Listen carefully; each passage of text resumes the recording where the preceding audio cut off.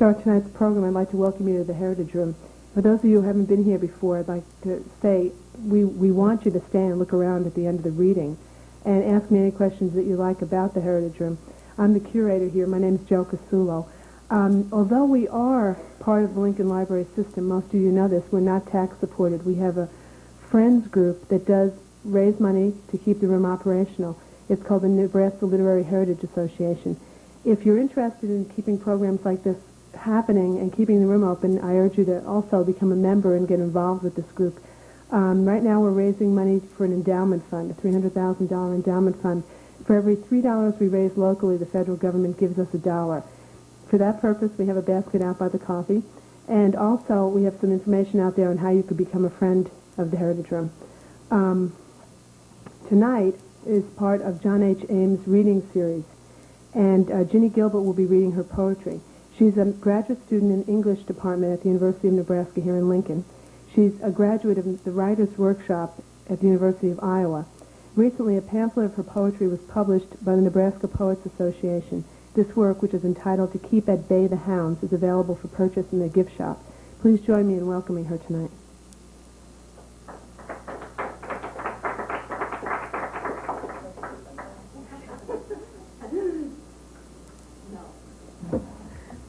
Hi.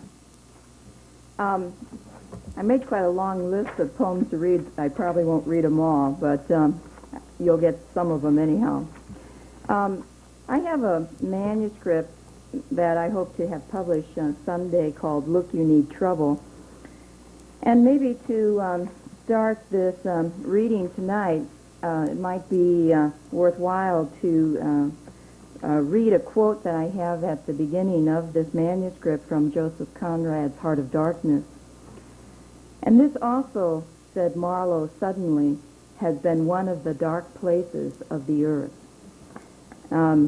Probably, if anything, that quote maybe represents some of my own interests and concerns, and I have a feeling of affinity for it. What I'll do at first is read some selections from this manuscript, and these poems will cover a very wide period of time. Some of them were written when I was at the Iowa Writers' Workshop. A few of them were written when I was an undergraduate at Iowa Wesleyan College, and others were written when I've been overseas and since I've come back and since I've been here in Nebraska. So you're going to get probably a lot of variety in the kind of poetry that I'm going to read tonight. This first one is untitled, and it goes like this. Somewhere under my sleep I am awake, no longer the big-boned lady rattling in the wind. Somewhere I have touched the water running under me like a reed floating downstream. On my back I have known the sun and have carried it with me past the cedars and old pines.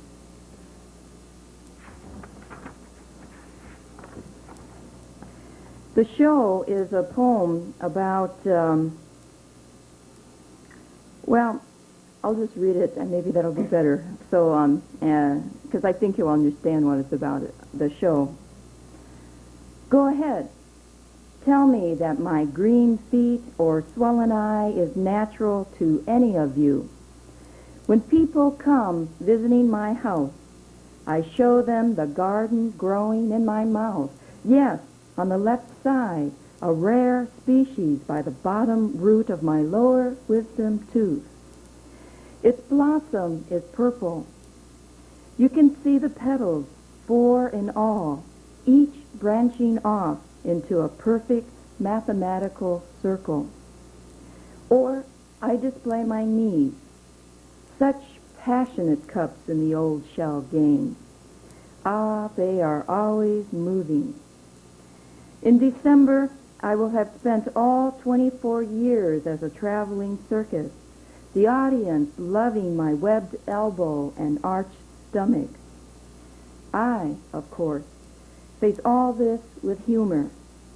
You must remember that I, at least, am a whole person and can count on all my fingers.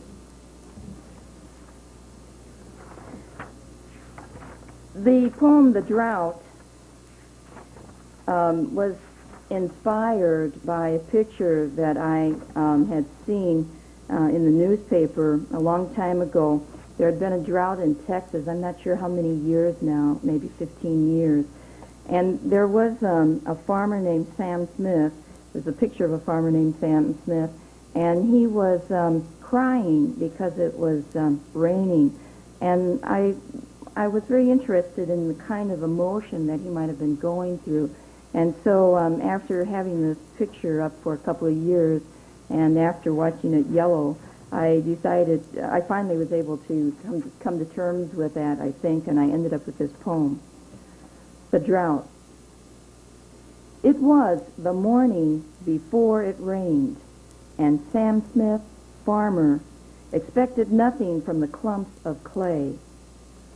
And Sam Smith, farmer, walked his fields for the umpteenth time, for the 7 years' worth of dryness he felt flaking from his skin like pieces of bark flaking from the dead cottonwood, his mother's tree.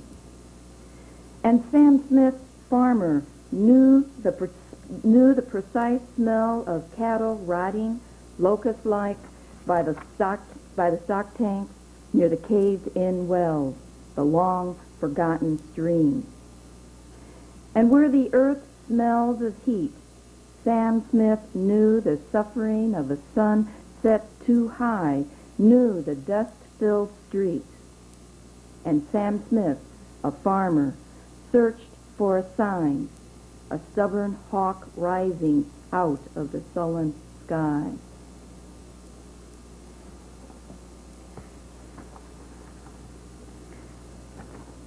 A play in 3 acts is a 3-page poem, and it may seem kind of dense, and I find that in general, that when I try to make some statements about it, I usually lead people astray.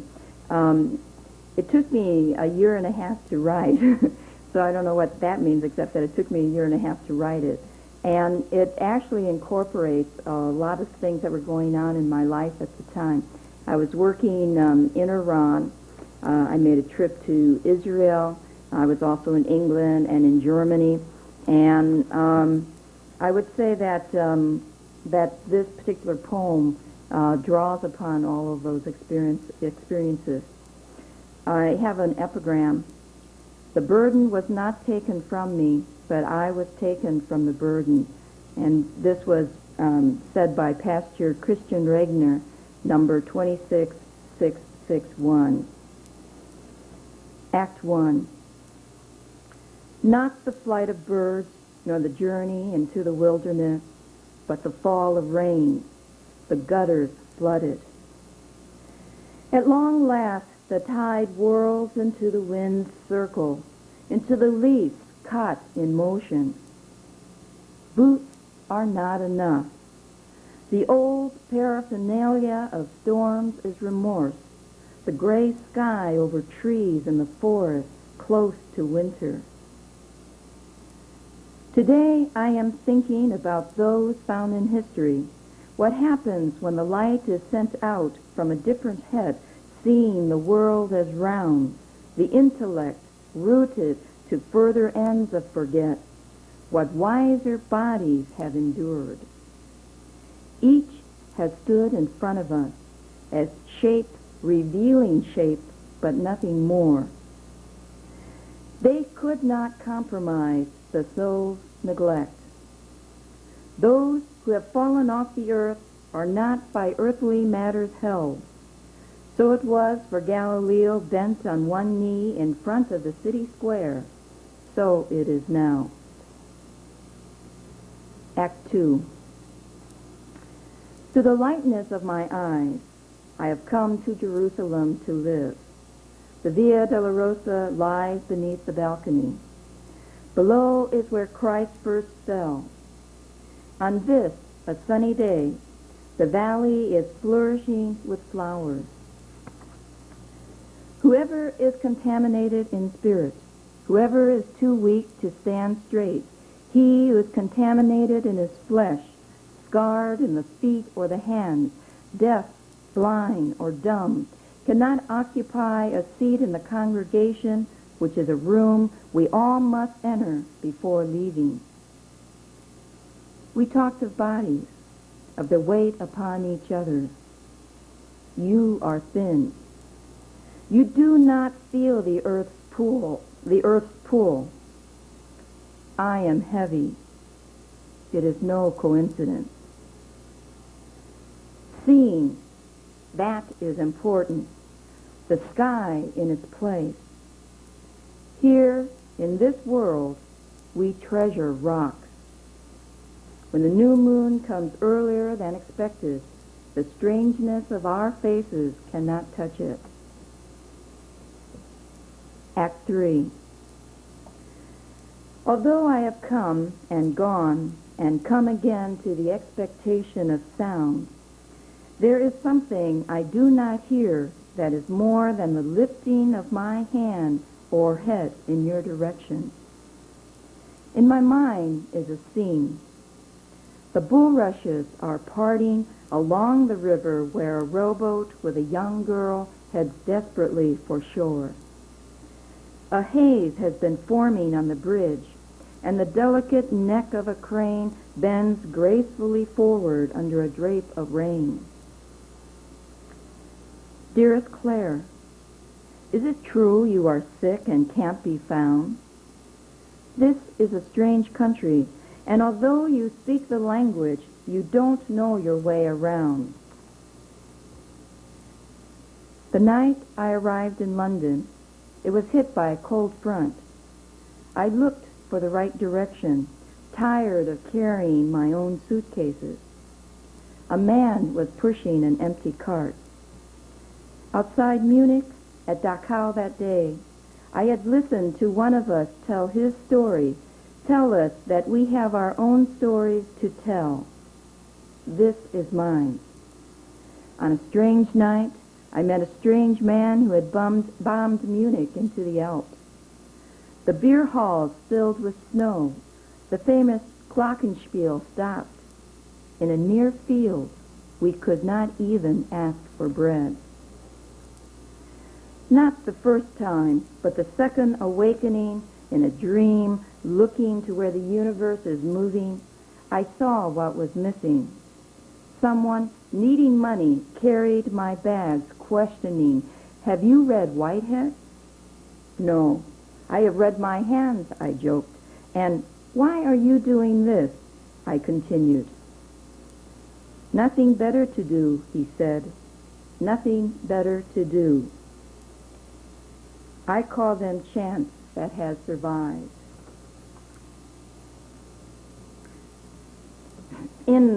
When I was working in Iran, a lot of times there were packs of dogs that lived on the streets, and sometimes wild cats as well. And this incident involves something that happened outside my house. And it's called, this particular poem is called Blackbird Winter 1. By the side of the house, a black dog finds one fresh pup smashed with a brick. In Australia, the koala bear is faced with extinction. The greatness of the sun laments the dead into the soil of the earth, and they are gone. For an instant, I am the mother who lives the street, curled on a burlap cloth, driven suddenly behind fences by the stings of boys' stones. My cries are heard ever dark in the distance, for there is no place to go. 2. At 7 a.m. in February, waiting for the horizons to come back, flocks of blackbirds migrate into violet.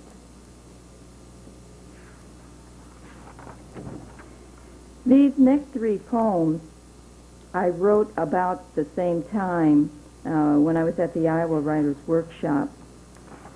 And I guess in my mind they go together, and so I'll read them together. The first one is titled, While Out Walking I Begin to Question. But what does it mean, this harmonica played down the street by the skinny boy with buck teeth night after night? And that moon, the same old harvest moon, ripe like a plum dropping into my hands, and the smell of honey from behind Simpson's art gallery threatening me night after night. I could say the walks I take are significant, that they remind me of another life, that crazy lie about my having my mother's eyes. Yet I could never take my father naked as she had, he with whiskey dribbling down his mouth and side, trying to swallow his pride, mother bathing him with insults all the time until they both broke through the window and made love on the lawn. Here are my hands, stuck to the ground, deep with the weight of this heavy moon, strong with the sticky smell of honey on black nights like these. The skinny boy plays on. His knobby fingers crank up and down the instrument he loves so to pieces that the reeds fall out and separate into wind and are carried back to him in the wind whole. All is well. This evening, his humble public sits in the grass waiting for the piece to be completed. We are all waiting for the rising of the moon.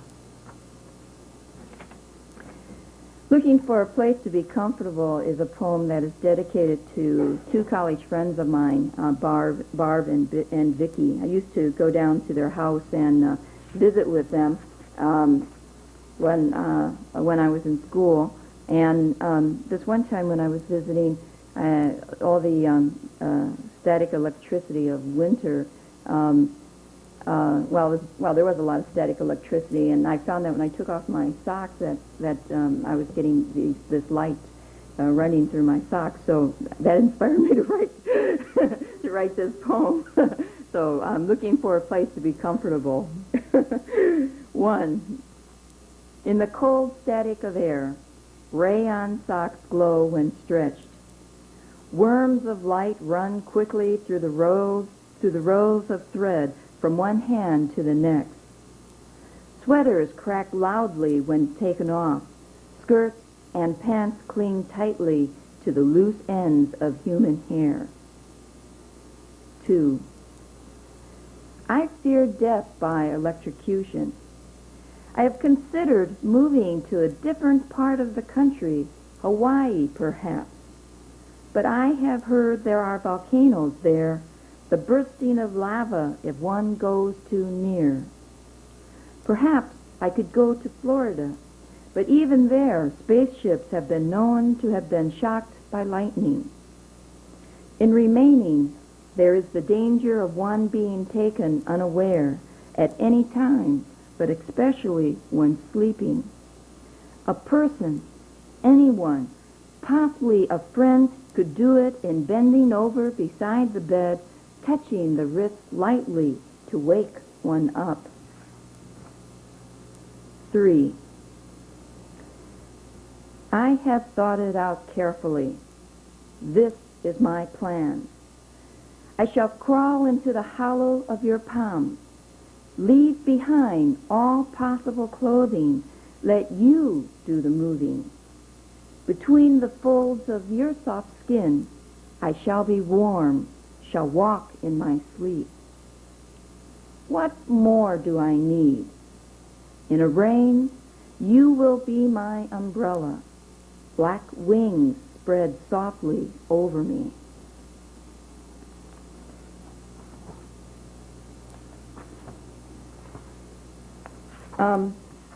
Finding You is in 5 sections, and it's about, well, it comes across, I guess, as a love poem, but what really inspired me to write it is, I guess when I say finding you, in my mind, it's really finding the true nature of poetry or finding poetry, but you can interpret it any way you wish.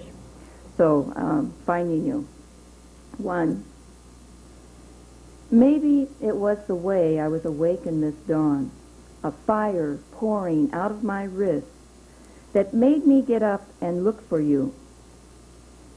Heaven knows where you have been or where you go at night. I can only see the stars burning up the soles of your feet. 2. If I could say yes, yes, I understand. All kinds of people I know leave their houses at such odd hours, gathering stones, lumps of earth, small green roots. I would leash you by your necktie to my throat if I thought it would do any good. 3. How can I bring you back anyhow? I have cracked my feet, dissected my tongue, pulled off my skin. I have punched my way through stacks of hay tented in fields in the October wind, pulled at the cattails in the marshlands behind the river, chopped off the ice thickening on the trees. You are never any of these. 4. Maybe you should know I have moved the bed next to the window. 5. I hope you realize I need your terrible goodbye.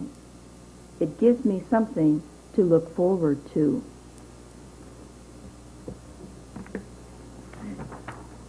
And I guess another poem talking about poetry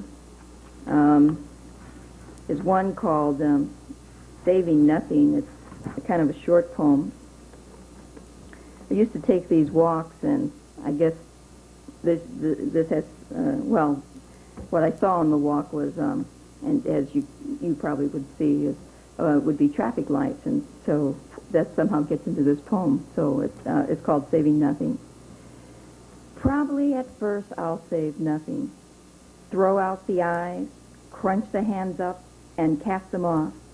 But the feet walk away. And is this the nature of poetry? The emptying of tongues from their vases on the streets below? Late at night, watching the traffic lights change silently from red to green, passing through yellow, I hear the heart knocking from its own distance.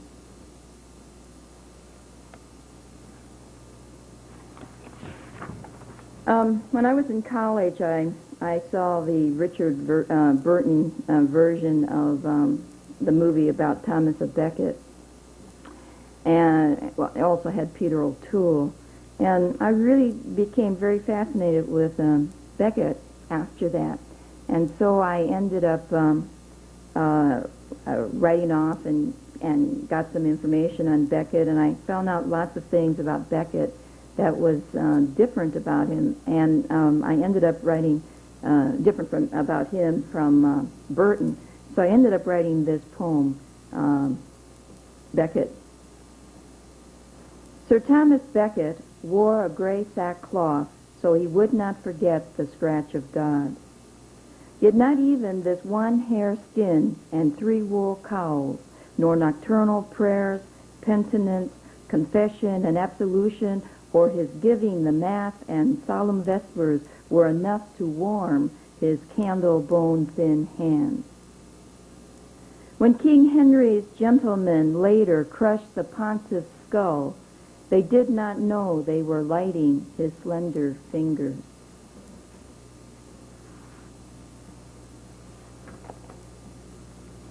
This is another long poem, and it's the last long poem that I'll read to you this evening. This is a longer poem than the one I read previously. And this also evolved out of, 5 or 6 months in my life. And sometimes it just seems to me that some of my poems can't be completed until something else happens to me. And I think this is one of those poems. And I guess some of this I know some of this is based on real things that were happening to me. In a way, I get kind of embarrassed when I read this one, but you may not notice it, but I know I'll probably feel embarrassed. Okay, so this is called Leaving the Sepulchre City. The place was empty. We entered the room where the heads lay upon the table, formaldehyde wrinkled. The door closed behind us. 1. What happened when a lieutenant came over to you? He asked me why I hadn't killed the people yet. I said, "Sir, I didn't know we were supposed to." What happened then? Well, the lieutenant pulled his automatic to his shoulder and started shooting. What did you do? I started shooting too. How did you feel about shooting all those people? You get kind of used to it, sir. Used to the killing, that is. But some of the men say you were crying as you fired. Were you? I don't know. A lot of things were going on around me. A lot of people running around and a lot of noise all over the village. I don't remember crying. But you remember the people you shot, don't you? Yes, sir. Would you say most of those you shot were adult men? Some were. Then the others were women and children. Yes. How old were the children? All ages, sir. Some were maybe 10, 11. Some were in the arms of their mothers. Did you shoot them too? Yes, I did. Did you think that the children were going to harm you? No, sir, but they might have had a grenade planted on them. You really can't trust anyone, sir. Not anyone. We have placed the people in the corner. We have gone around the bush to the other steeple hidden by rocks and danced upon the cave. We took off our shirts and we took off our pants and sat them by our feet. The brook ran through the fire, but we knew it was good and laid down with the girls. We had no desire. 2. Deep in the earth, it was broken, and we were men painting buffaloes on the slate rivers. The women and children slept near the fires. The one behind me, the one who walks in the valley beneath the shadow of the big yellow fire, wraps our people in dry skins. We do not like the air we cannot see, for it eats our people. We do not like our blood that shakes our bodies over the animals on the stones, for the elephant chases us when he is hidden, and the small deer who feeds us no longer drink from our land. We are empty with bark, root, and berry. 3. How many hours is it? In the darkened hole of the tavern, the men sat on stools or stood by the bar. The Budweiser horses revolved around a table, neighed once or twice, then dragged their old cart back home to the stable. The woman's band, just finishing the last round of drink, was standing by the wall, wailing to the one asleep, laid her back half bent across the floor. The two men close to the window kissed each other's ears. The one with 2 fingers opened the other's graying shirt and felt his breath, then, seeing us outside staring in, sensed the fear of the rising wind, the last slow circuit of the clicking of tin, the last clicking of tin. We were riding in the city then, along the lake, just before sunset. By the beach, we dug into the sands with our bones way past midnight. I came from the old buildings, she said, and remembered them along the drive. They are not the same. No, they are not, he said. Now the city condemns them, even drops the people's furniture from the 12th floor, she said. They did that to me without one thought for my dress, nor how well I could speak, she said. Yes, I suspect it is true, he said. People are so cruel these days, so cruel. The kids, they junk the new cars along the street, she said, and throw rocks at your windows. It is a shame it has come to this, she said. I have no home now, he said, not since the war. My parents think I am dead, he said. Yes, dead because I deserted. That can't be true, she said. No, it isn't, but I love you. Do you believe that? He said. Yes, I do. Will you let me? He said. Yes, I want it. Do you want me now? He said. Yes, now. I need you now, she said. What happened when you entered the car? We talked about the weather. It had been sleeting all day. Did he touch you? Yes, you could say that. Where? On the leg. He reached over as though he were fixing the tape deck and bumped my knee. What did you do then? I tried to ignore him. Did you?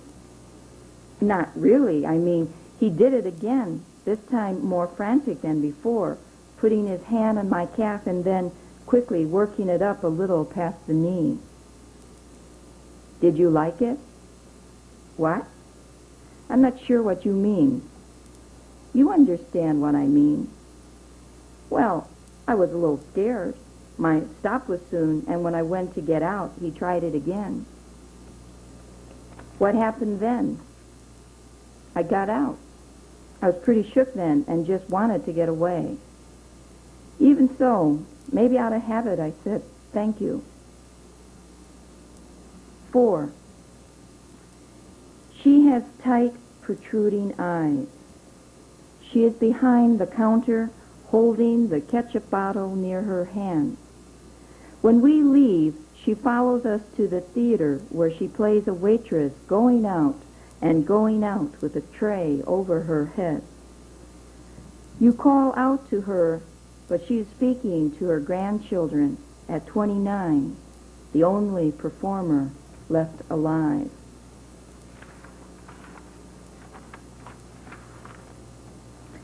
Well, I like archaeology, so I have a poem here called Archaeological Dig Number 1. The desert still remains. I have searched the adobe huts. In the buildings of the pueblos, I have discovered the bones of dogs buried near the fire. I have dug them up, reconstructed their positions. I have emptied the water wells of the broken pottery and have studied them in detail. Everything has been replaced. The ladders clinging to the walls leading to the upper levels, the straw mats, bushels for corn, the stone utensils are all there. I have given of myself to preserve this ancient habitat. I have not forgotten its people. The ritual is also dealing with archaeology, and I've asked Hilda to come up and join me, Hilda Raz, to come join me in the reading of this. Do you want to stand? Yeah. Stand.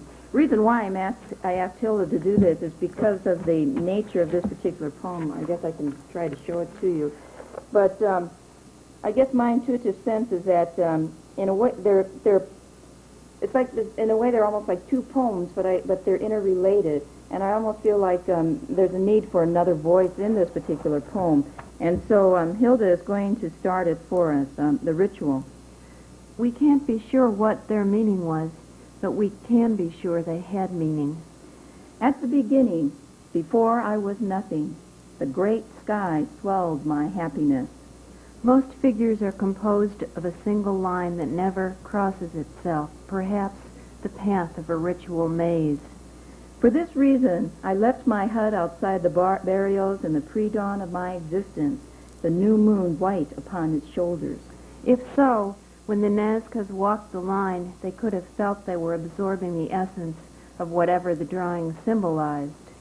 In this distant, ghostly light, I went to the fields to note my life, the marks upon the sand. For according to their ways of thinking, a man's life force or soul resided in his head. So, cracking two skulls together, I prayed for fertility, the freedom from boredom. My anthropomorphic hands held no fat, it being the dry season. I shall bring you people without knees, and they will defeat you. They will defeat you, these gods of the earth. The rain judges our renewal. Thank you.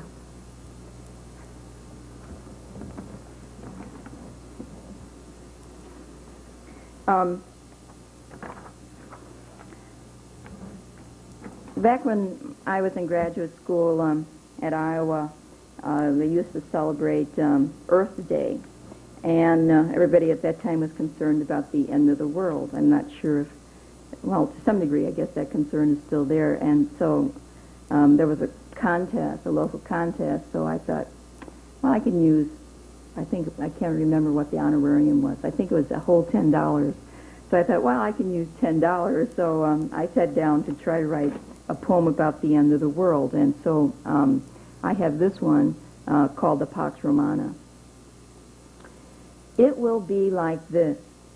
The sky will be rubber gray, rocks will be leveled, and birds will go underground.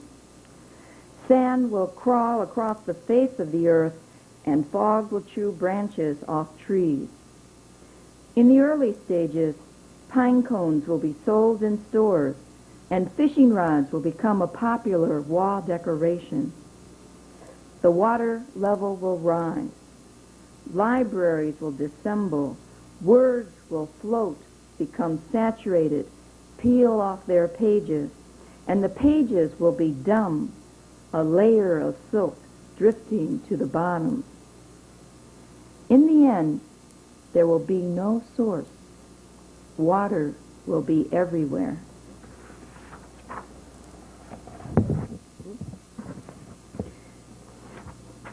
These other poems are, well, in general, they're newer poems, although a few of them have been around for a while, but most of these are newer.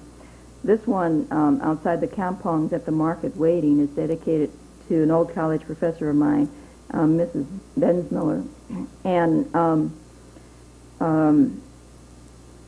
this takes into account some of my experiences as a Peace Corps volunteer in Korea, and some of the traveling I did while I was there. So kampongs is a Malay word, and I think it stands for something like village.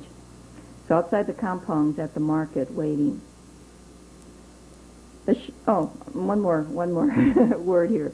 I have the word moat in this poem, and a lot of people think it's the word M-O-A-T, but the word I actually have down on paper is M-O-T-E, and I guess in a way I do like the fact that people can associate both words with the one word that I have here.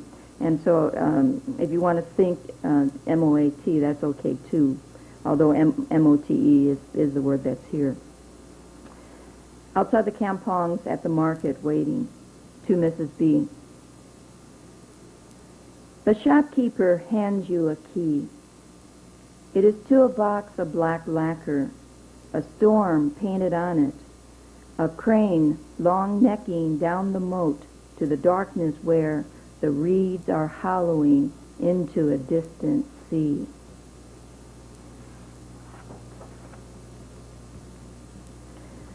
Poems of Autumn number 3 was a poem I had written last year here when I was in the middle of the beginning of my graduate program, and so guess I woke up early one morning and I couldn't sleep, and a couple weeks earlier I'd fallen and I'd hurt my wrist, and so this, I think, talks about my inability to be able to sleep this one particular morning. Poems of Autumn, number 3. Something wakes me from a sound sleep, and I stretch and yawn, feeling the pain in the wrist I hurt last week when I fell and had no room to catch myself. I don't know what to write anymore, for nothing seems right, nor elegant, nor pleasant, and the beauty of this autumn, where leaves swirled under a red sun, is no longer there. Dawn begins to break. I look over the gray roofs at the streets where the lights make their last glow into the quick world, and I see already the houses preparing to move the living into waking. I rub my wrist to ease the pain, not knowing if I should lie here or get up, for I am still tired and the room is cold. I close my eyes. This sleep is temporary, but I try to catch it. Impressions at Dawn is another poem that comes out of my Peace Corps experiences in Korea. Here is the wooden dirt bridge, and here is the old man, laconic, his ox and his cart crossing. There is the sky, a small branch in his vest pocket.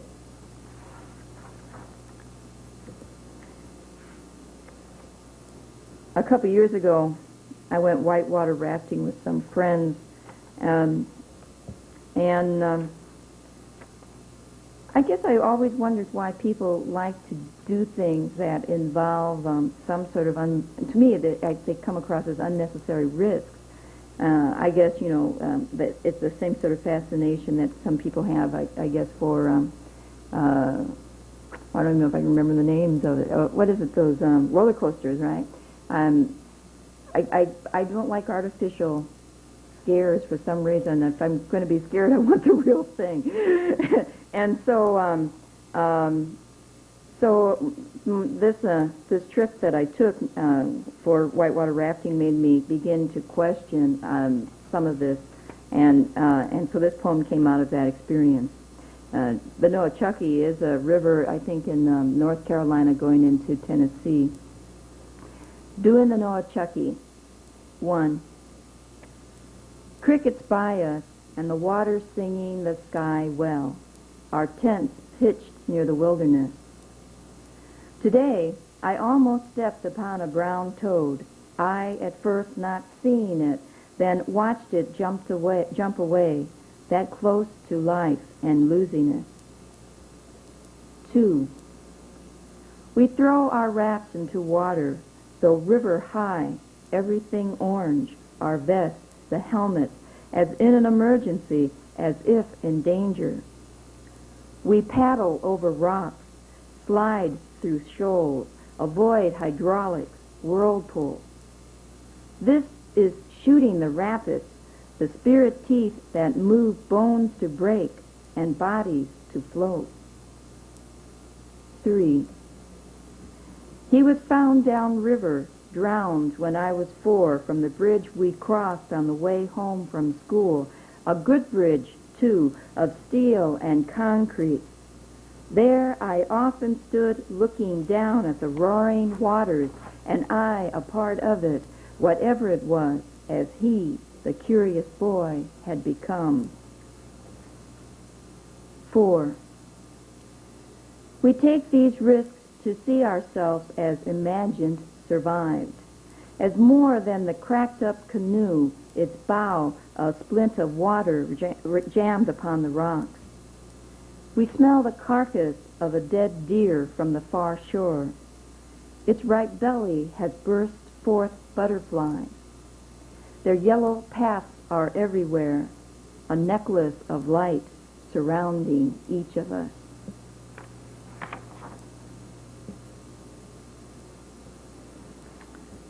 The accident. 1. Dazed on the edge of the porch after striking the glass door head on. I lift my limbs cautiously to see if I am all there. And finding nothing broken, I pat my ribs in satisfaction, ready to move out at twilight to circle the slow eucalyptus of the lamplight. 2. What happiness is there in the dusk? The violet skies hold on to mine like mica. I guess I'm going to take you back to some archaeology here again. I was evacuated from Iran, but while I was in Iran, I visited a small, I guess you'd call it a tell, called Hassanlu, and there's a very famous smashed golden bowl that was found at this particular site. And so I have some of the story of Hassanlu in this poem. When I got out of Iran, I went through Europe and down to Egypt. So I visited Pompeii, and I also visited Tutankhamun's tomb and the Museum of Cairo and stuff. And those three images seemed to stick with me when I came back from overseas. And I ended up writing this poem called The Study. In Hassanlu, the man with the golden bowl is running along a wooden second-story ledge as it is being set on fire by foreign armies. In Pompeii, a boy cannot believe the incredible heat of ashes landing so softly upon him in a place to be called the house of the charred furniture. All that is now passes. For example, Ramses, whose mummy in the Cairo Museum waves the shock of blonde gray hair. The relationship is this. One crushed bowl appeared from the rubble, clutched in a ring of finger bones. Later, it is the way the Mediterranean light crosses the half-raised body left always in between that sharpens the contrast. When we enter the tomb of King Tutankhamun at the end of a narrow shaftway, the small chamber of death is close to each of us in the hardness of our breathing. There is a smell we cannot catch so near the bottom, wiping off sweat. The gold coffin and body before us, the earth above, it is too much. One woman faints, stopping the guide's lecture, and our attention now is not on the lucid luster of the painting of fishes moving stiffly through the gestures of death, but on one who has temporarily succumbed to it. Beside it, fanning the still air with papers, we are silent, glad to hear the shuffling of feet. When she comes to, a family of men takes her to the top. Our business is to hear the story again of how it happened so suddenly in a small room, the disaster.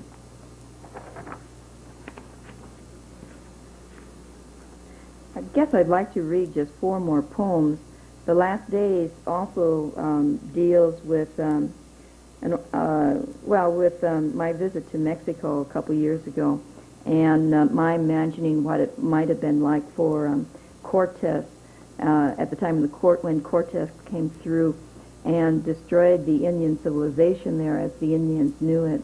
There were a lot of things that happened that I think is really kind of weird about this whole situation. For example, the Indians had in their mythology the belief that a white god would return, and so when they saw Cortex, this is what they first thought, and so therefore they didn't do Cortex in the way that he might have been taken care of if they had had other beliefs, and there are some other things that happened that I think to this day kind of interests me about the history of the Aztecs. And so I ended up writing this poem and trying to imagine those last days, and this is called The Last Days. And I have a quote here from an anonymous Aztec poet. With this sad and pitiless fate we were afflicted. Of those events, only these I remember, that he took your hand and sent you to view our city from the far height of our great temple.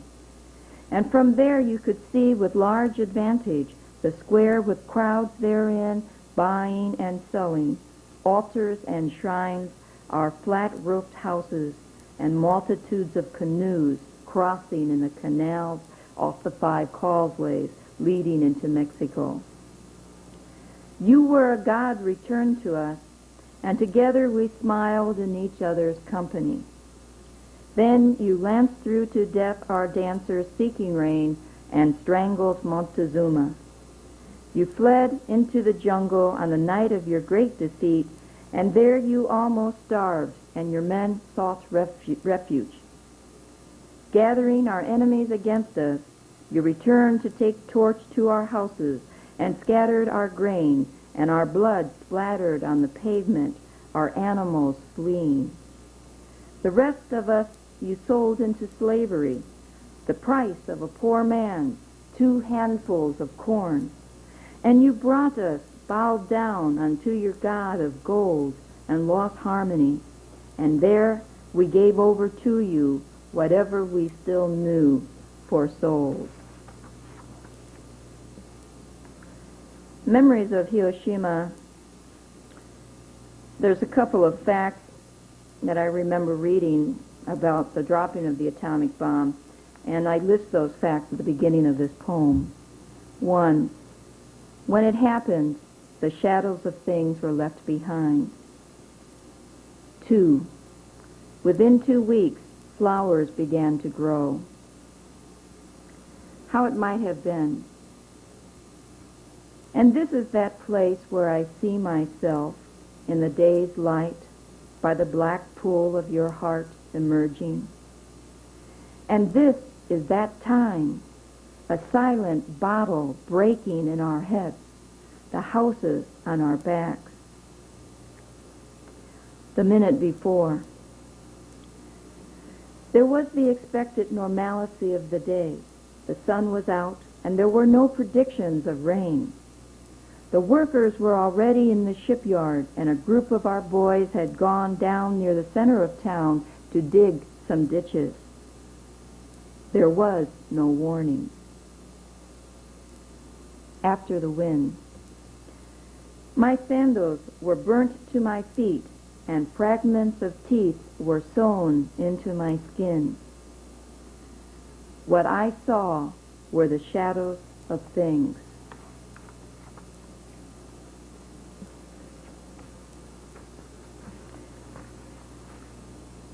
A good friend of mine died last year, and another good friend also just died very recently. And this particular poem was written for the friend who died last year, but I think it can also apply to the friend who just died. I've entitled it Memento Mori, and there are once again 2 quotes. First one is from St. Augustine. The idea of the circle does not change in its essence. And the second one, I probably won't be able to say his name, Yushchenko, the Russian poet. I shouldn't try it 2 times in a row, but Yushchenko, who visited here last summer, and he said something when he was talking to us, and I think this is the way he said it. I fight myself, stepping on the throat of my own voice.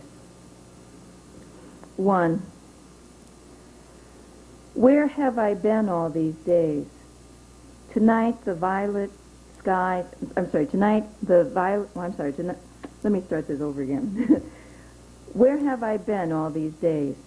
Tonight the violet skies strained with discord, speaking of the first winter storm, the wind carrying off the last remaining leaves, leaving everything bare. where the heavens cling through the hollows of clouds, I see Aquarius falling from its square of darkness upon the spaces below. I don't know how long now it has been since I have wanted to say anything. So many seasons come and go without feeling except for dedication to work. I welcome this change, old gods, violent and gray, that forces commitment to something else. 2. In the Museum of Bone, the bones are stationary, brown and propped, held up by wires.